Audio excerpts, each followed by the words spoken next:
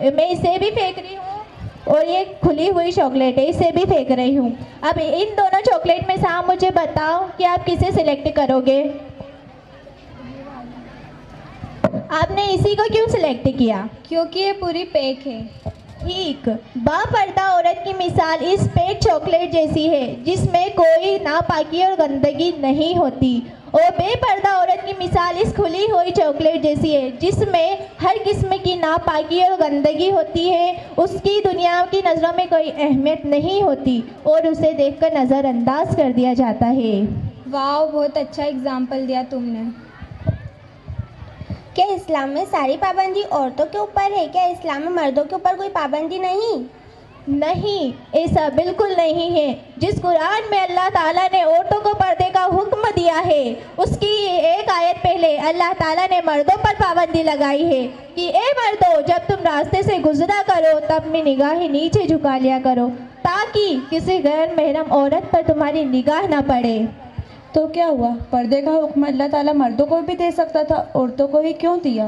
बहन, इतनी गलत सोच मत रखो। अल्लाह ताला ने औरतों को पर्दे का हुक्म इसलिए दिया है कि वो किसी भी तरह से रुस्वा ना हो सके।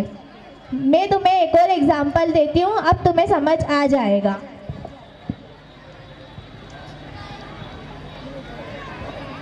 ये हीरा है और ये पत्थर है। अब आप इन दोनों में से बताओ कि आप किसको संभाल कर रखोगे?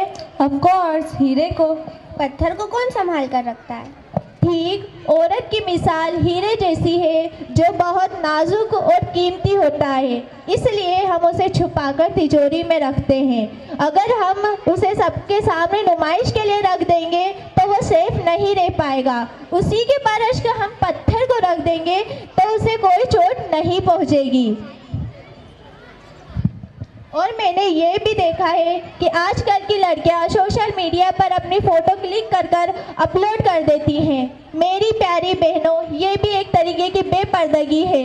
हमारी फ़ोटो पर गैर महरम की नज़र पड़ती है, वो हमारी फ़ोटो को देखकर लाइक और कमेंट करते हैं, जो कि सरासर बेपर्दगी है।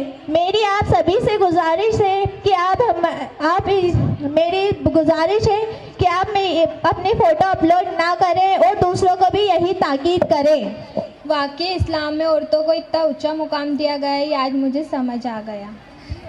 आज हमें पता चला है कि हम आम औरत नहीं, खास औरत हैं। और हमें खास औरत ही पर्दा और ये नकाब ही बनाता है।